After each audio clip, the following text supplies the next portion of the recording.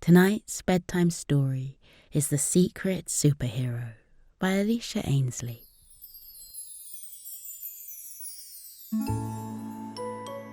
At first glance, Saul Usoro appears to be just like any other regular 8-year-old. Saul goes to school and plays with his friends at the weekends. He's a member of a football club and enjoys going to drama classes too.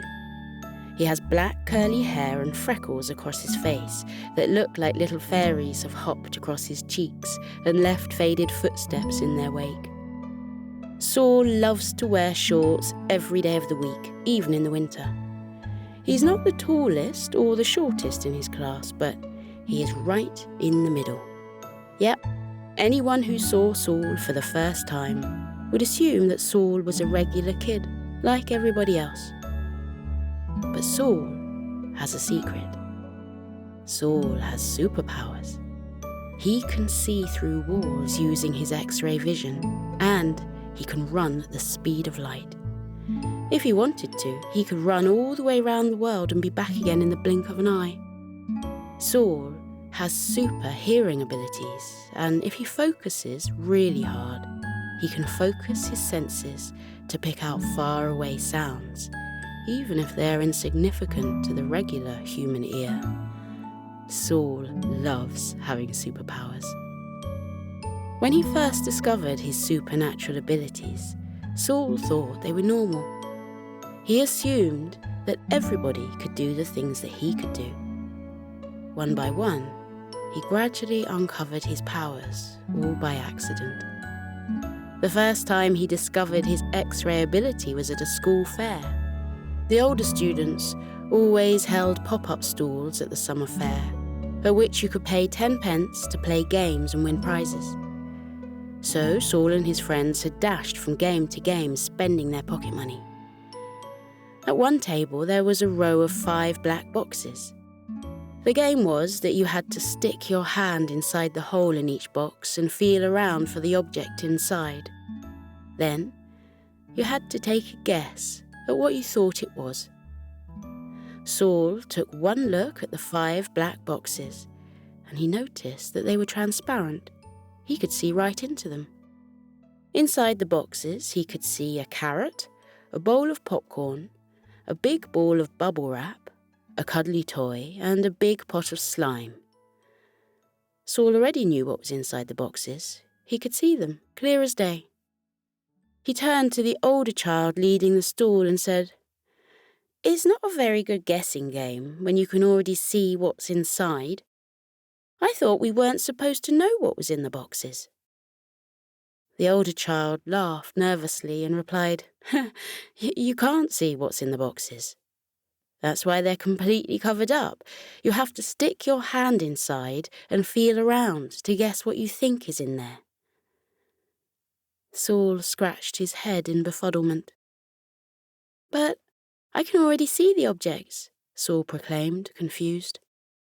The older child crossed his arms and raised his eyebrows.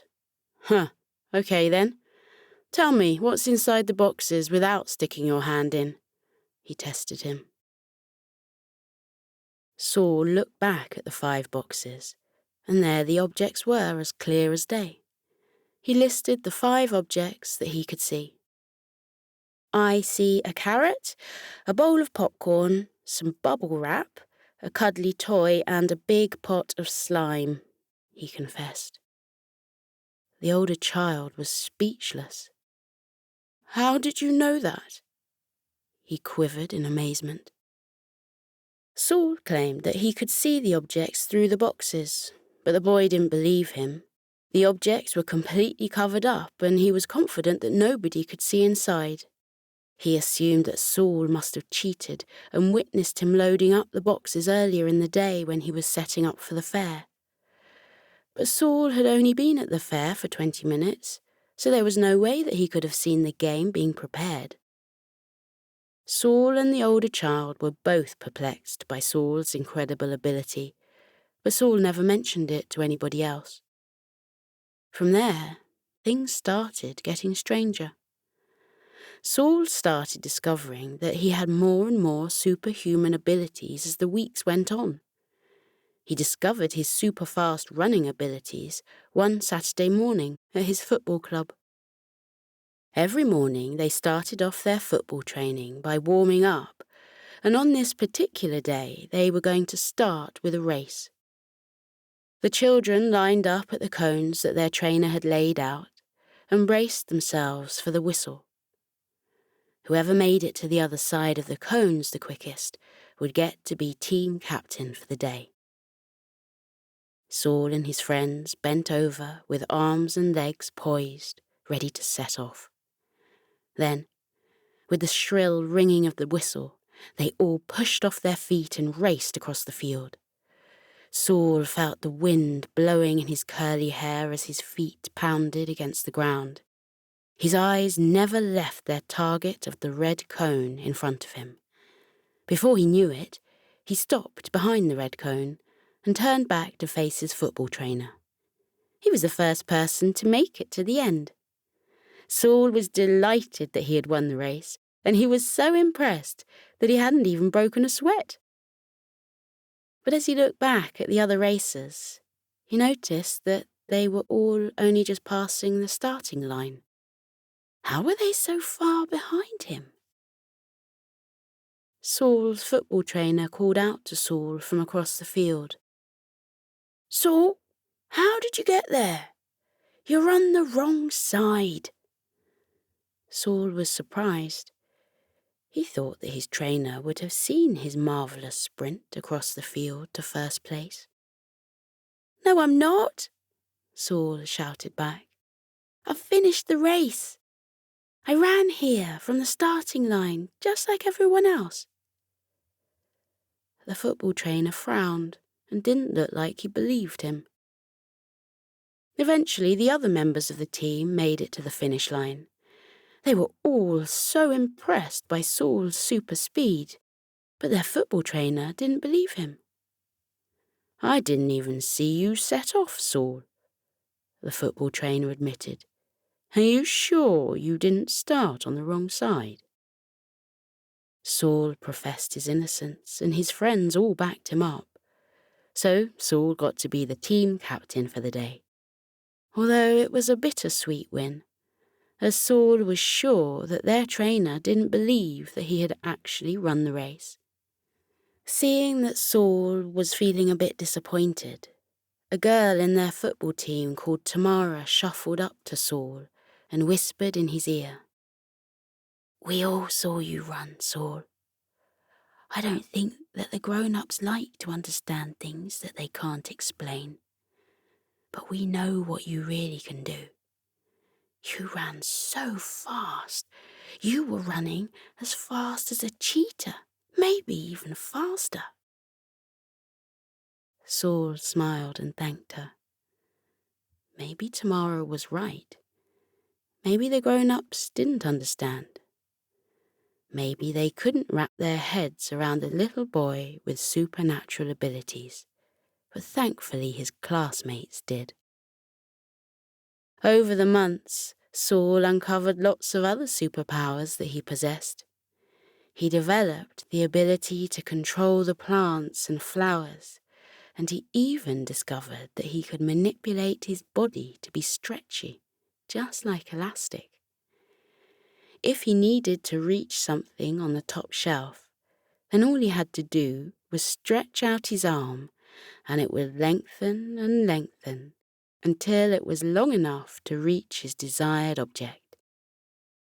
His friends saw every new power and could see how amazing they were, but the grown-ups never believed that it was true. So Saul decided to keep his superpowers a secret. All of his friends and classmates knew the truth, but they all kept it hidden from the adults. Unbeknown to the public, they had a secret superhero living within their midst. Whenever anything went wrong, Super Saul was there to save the day. Only the children of the town knew the truth. One day, Mrs. Windsor, the little old lady who lived at the top of the big hill next to the park, was walking home with her bags of shopping. Suddenly she tripped on a stone, and her shopping bags full of eggs, milk, and tins began to fly through the air and fall to the ground.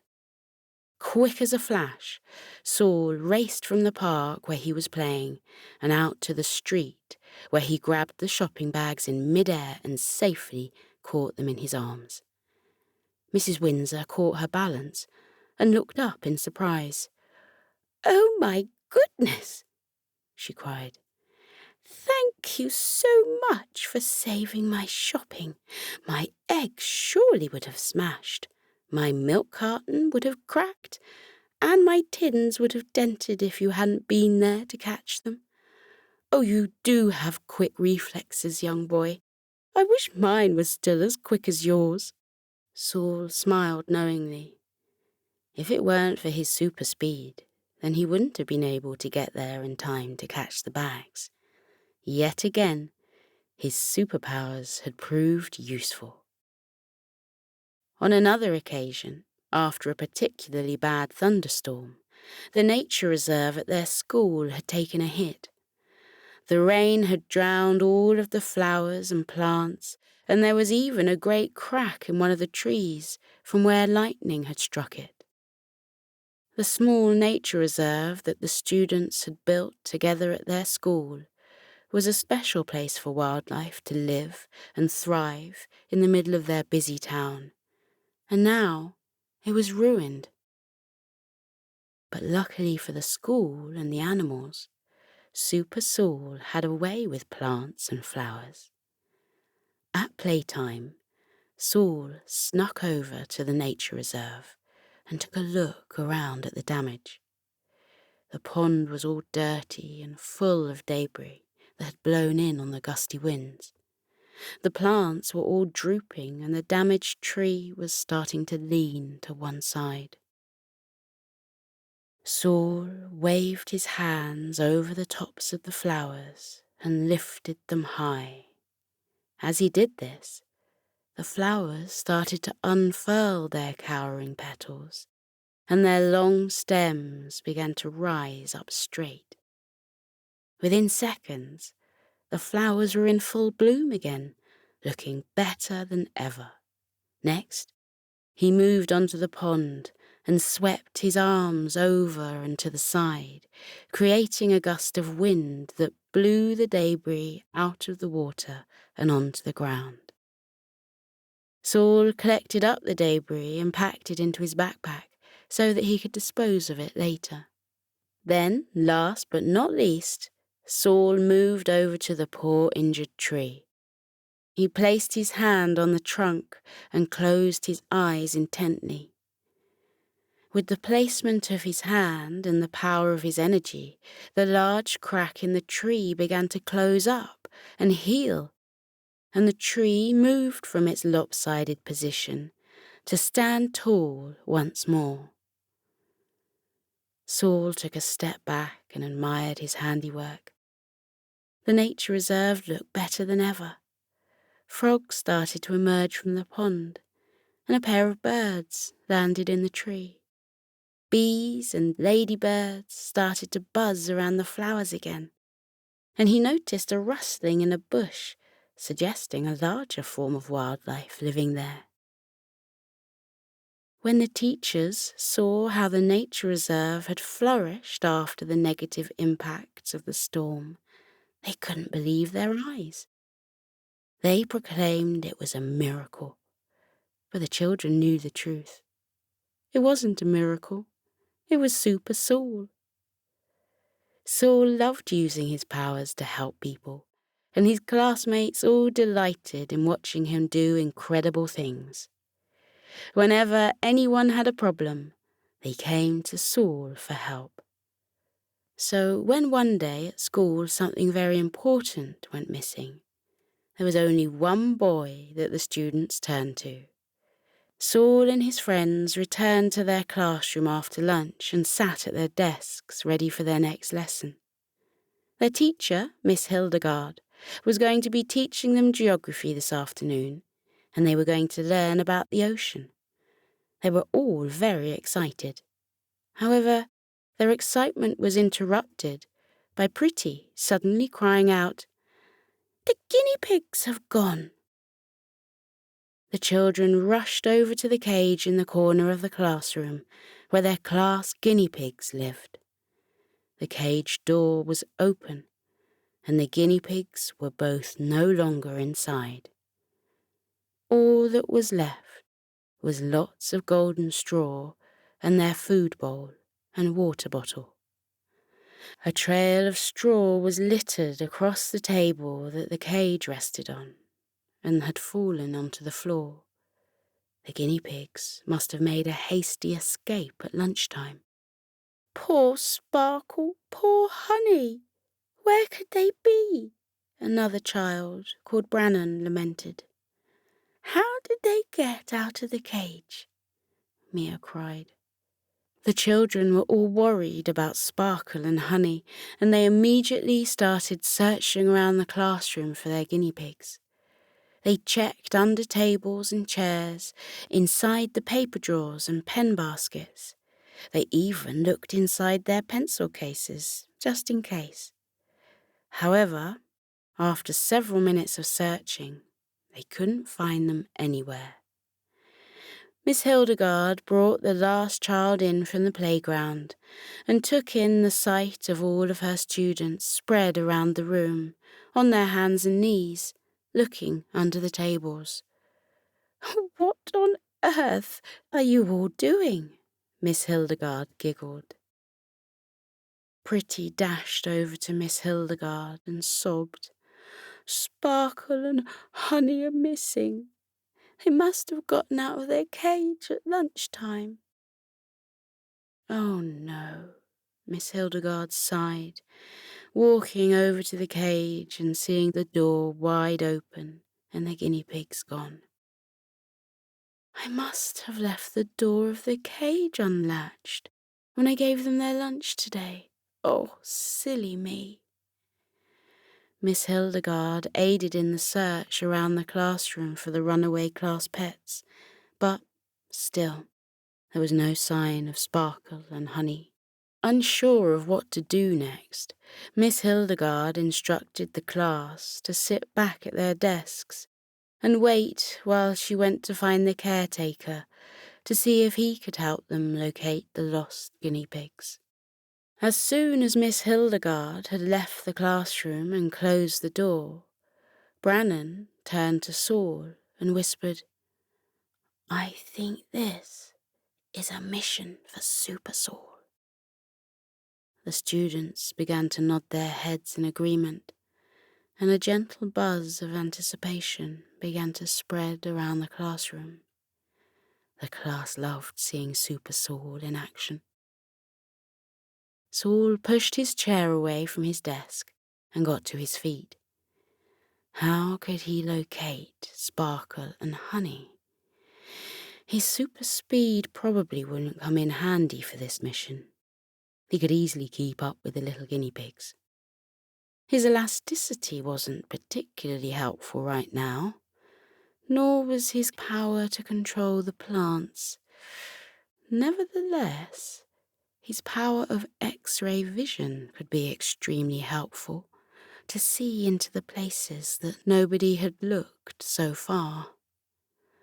So, Saul began to focus his eyes to activate his X-ray vision. Saul only used his X-ray abilities when he needed them.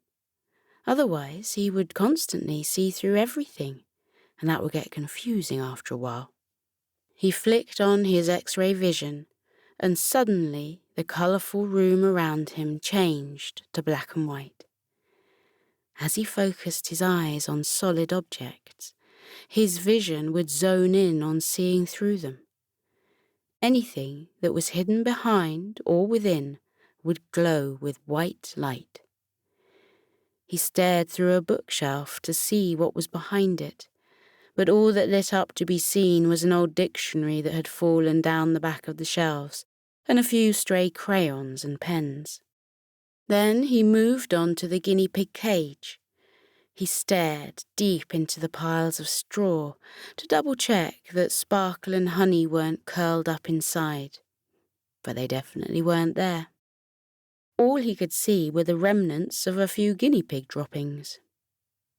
Then he cast his eyes over all of the drawers around the classroom, including Miss Hildegard's desk. But there was nothing exciting in any of them, except for pieces of paper, notebooks, and a sneaky chocolate bar that Miss Hildegard was keeping hidden away. Wherever Sparkle and Honey were, they weren't inside the classroom anymore. "They're not here. I can't see them anywhere," Saul informed his classmates.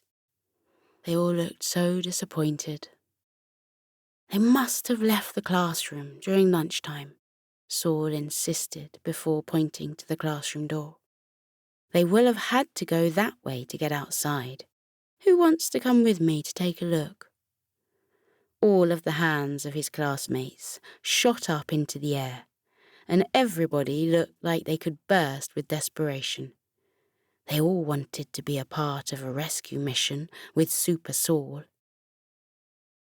Saul chose Brannon, Mia, and Pretty to come with him, so that they didn't draw too much attention to themselves.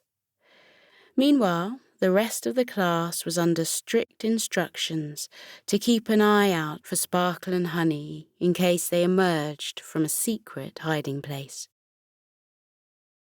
Super Saul and his assistants, Brannon, Mia, and Pretty, all crept quietly out of the classroom and into the school corridor. Saul led the way, and the others followed behind. They got down on their hands and knees and started to crawl along the shiny floor, sneaking past the doors of the other classrooms, out of sight of the teachers. Saul kept his X-ray vision on so that he could look through the walls and into the other rooms. With every door that they passed, there was still no sight of their missing pets. The intrepid four stopped around the corner where they were out of sight and reconvened. "There's still no sign of Sparkle and Honey," Saul sighed. "They must have gone really far." Brannon, Mia, and Pretty all looked disheartened that they were failing in their mission. They paused to think about what to do next when Mia suddenly had an idea. "If you can't see them, why don't you see instead if you can hear them?" she suggested. "You can hear things too, can't you?" It was a great idea. Saul also possessed super hearing, and if he concentrated, he could hear things even if they were pretty far away. They would need to go somewhere almost silent. The four of them made their way to the toilets, where it was always very quiet. Once inside, Brannon and Mia stood in front of the door to stop anybody from coming in, and Pretty made sure that all of the taps were properly switched off. They needed perfect silence for Saul to focus.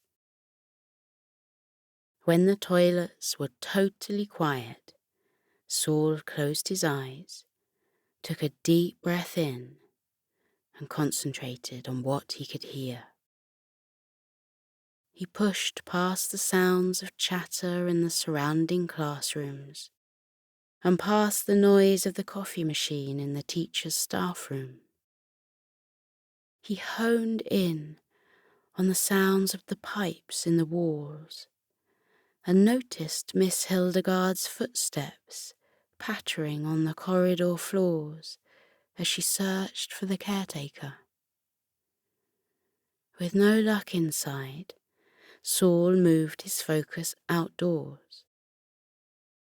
His ears listened to the breeze in the trees outside and the cheeping of the birds. He noted the buzzing of the bees living happily in the nature reserve and the croaking of the sunbathing frogs. Then his ears pricked up as he picked up on a soft, purring sound. It almost sounded like snoring, but it was higher pitched, and it was accompanied by the sound of snuffling noses. Saul opened his eyes and whispered, "I think I can hear them. They're outside. Let's go." Brannon and Mia peeked their heads outside of the door to check that the coast was clear and gave the signal. The four of them all snuck out of the toilets and got down on their hands and knees to crawl back down the corridor towards the door to the playground. Just as they were about to unlatch the door to head outside, they heard a voice suddenly call out, "Where do you four think you are going? You should be in your classroom right now." Sheepishly, they turned around to face Miss Hildegarde, who had returned with the caretaker. She did not look impressed. Thinking on her feet, Pretty informed Miss Hildegarde that they had spotted Sparkle and Honey outside in the playground and were going to fetch them. Miss Hildegarde still didn't seem satisfied with the reason. "You should have waited for me to come back and told me so that I could have sent the caretaker to go and get them. You should not be leaving your classroom without permission." The four children apologized. They were so close to finding the guinea pigs, but had been caught in the act. However, Saul knew there wasn't time to waste if they were going to find Sparkle and Honey before they moved on.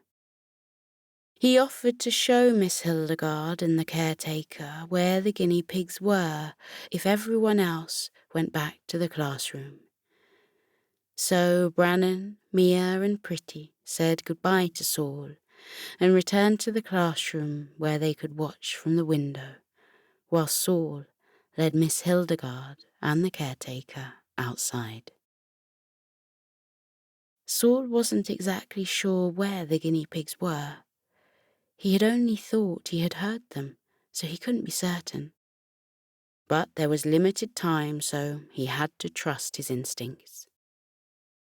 Saul stood in the middle of the playground and closed his eyes once more.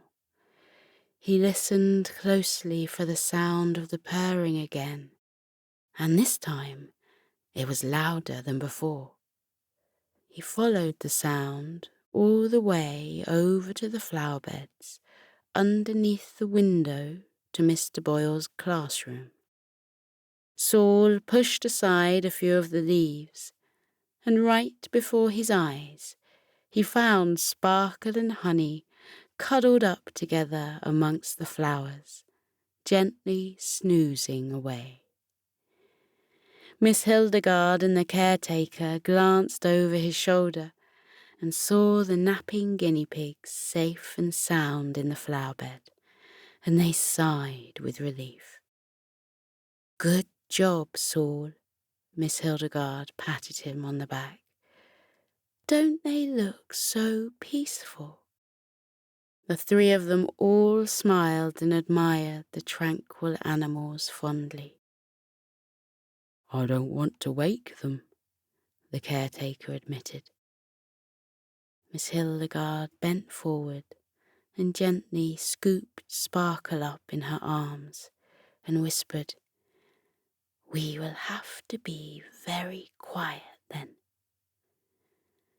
Saul picked up Honey and cradled her like a baby, careful not to disturb her sweet slumber. They all walked back towards the door to the school. As they passed their classroom window, all of Saul's classmates were waiting and watching patiently. Upon seeing the guinea pigs in their arms, the class began to cheer and jump up and down. But luckily, their sound was muffled by the window in between them. Saul pressed his finger to his lips in a hushing motion, urging the class to quieten down. As they returned to class with Sparkle and Honey safely in their arms, The students huddled around and watched quietly as they were placed safely back in their cage and Miss Hildegard firmly locked the door. "Good job, Super Saul," the class all whispered to him in congratulations. Miss Hildegard told the students to all return to their desks, and she continued to speak in a low, hushed voice for the rest of the lesson. They were all so grateful to have Sparkle and Honey back safe and sound, and none of them wanted to ruin their sleep. Saul received a gold star sticker from Miss Hildegard for his achievement in locating the class guinea pigs, but Saul was unfazed. He was only happy to see Sparkle and Honey back where they belonged, and he was glad that he had made his classmates happy once more. It was all in a day's work for Super Saul.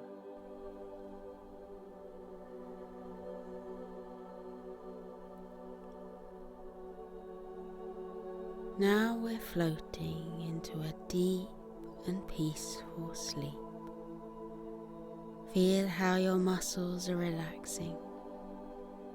Your arms are heavy and your legs are too, as they loosen and release any tension remaining from the day.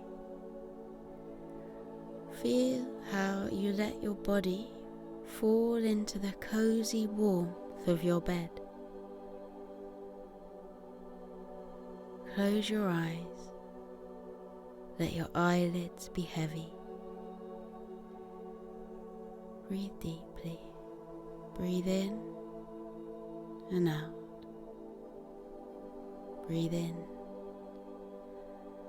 and out as you continue to breathe deeply, and as you keep feeling how your body becomes soft and heavy with sleep. Let your mind drift away. That is the wonderful secret about sleep. While your body rests, lying heavily in your bed, your mind is set free, like a bird taking flight from a branch and flying up and up and up into the air. Feel how your mind loosens now, like a balloon that has been untied from a fence, and floats up and up and up like a bird. Up and up and up it floats towards the sky until it reaches up into the clouds.